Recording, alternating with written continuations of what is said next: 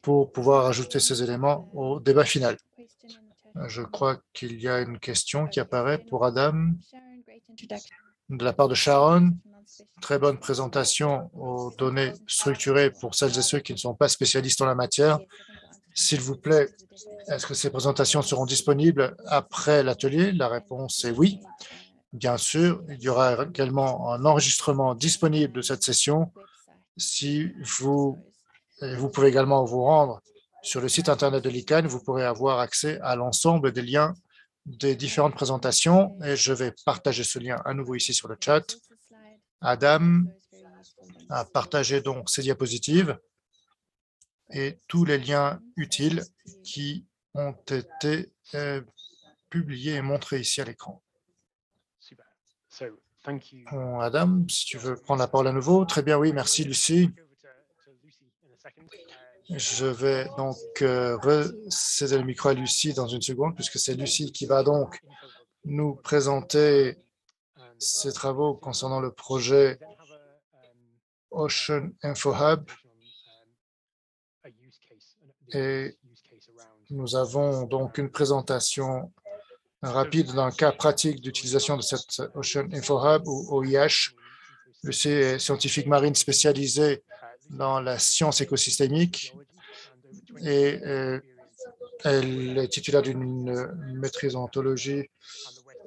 Elle a travaillé donc en Afrique du Sud, Afrique de l'Ouest et dans la région de l'Inde occidentale avec différents projets, incluant le projet d'Atlas.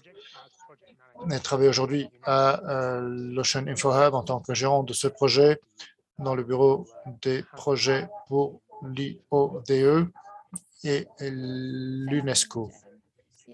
Lucie, je te laisse le micro. Merci beaucoup, Adam. Alors, oui, donc tout d'abord, je me suis jointe à cette communauté lorsque je travaillais au développement de l'Atlas côtier africain et je suis ravi d'être ici avec vous, d'utiliser une fonction un petit peu différente. Je vais donc vous présenter, faire une brève présentation. Il ne s'agit pas d'un atlas en tant que tel, mais sinon, il s'agit beaucoup plus d'un projet lié à l'Ocean Info Hub. Je parlerai donc du développement des échanges de données marines qui incluent dans des données spécifiques et des cartes. Le projet en tant que tel est une initiative mondiale pour améliorer l'accès aux données et informations marines et côtières. Il s'agit d'un projet de 3 ans qui a commencé en avril 2020.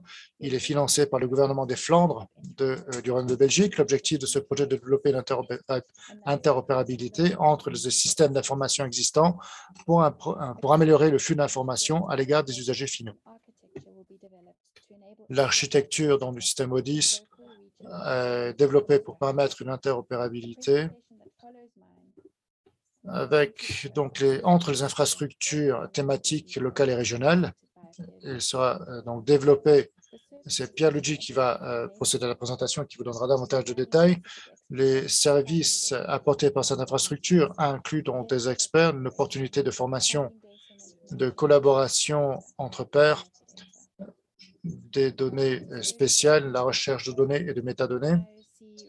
L'OIH travaille en priorité avec des ressources en ligne liées et associées à l'IOC,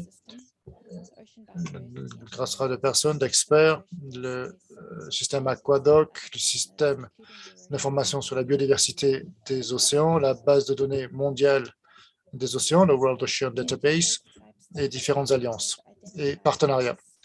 Les données initiales identifiées étant celles sur lesquelles nous voulons travailler concernant les personnes et institutions, différents documents, des cartes de données spatiales, des opportunités en matière de formation, des embarcations également, différents projets qui se trouvent dans la source de données de ODIS. Les usagers sont familiarisés avec le projet ODIS 4. Et bien sûr, cette catégorie de cartes et données spéciales est particulièrement pertinente sur ces questions-là. Nous travaillons ou divisons ce projet mondial en 3 régions pilotes, la région Afrique, l'Amérique latine et Caraïbes et les petits États insulaires en développement.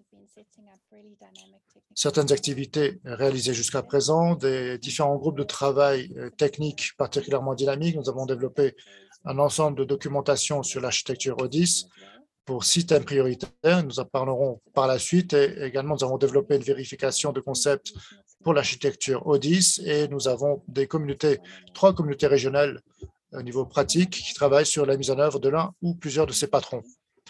L'importance, la grande pertinence de la communauté ICANN, c'est, comme je l'ai dit, la présentation qui suit contient davantage de données sur les systèmes d'information et de données océaniques, ODIS. L'un des patrons de priorité concerne les cartographies et les données spatiales en tant que sous-document. C'est Doug qui en parlera par la suite. Si vous êtes intéressé, eh bien, nous pourrons dispenser un cours sur la plateforme de l'Académie mondiale des Ocean Teachers la dernière semaine du mois d'octobre. C'est-à-dire vous allez pouvoir suivre ce cours en fonction de votre temps disponible et également d'un cours sur la mise en œuvre d'ODIS. Je vais fournir les informations ici sur le chat à l'issue de cette présentation. En dernier lieu, sachez que nous travaillons avec l'IOC Afrique et d'autres membres de la communauté ICANN, Tania par exemple, pour mettre à jour et revitaliser l'atlas marin et côtier de la région Afrique. Et nous travaillons également avec des personnes telles que Tania, qui font partie de la communauté ICANN. Voilà, c'était ma présentation courte et concise. Merci beaucoup de votre attention. Merci infiniment, Lucie. Y a-t-il des questions pour Lucie concernant donc l'Ocean Info Hub? Avant de continuer et de céder la parole à Luigi pour la présentation suivante,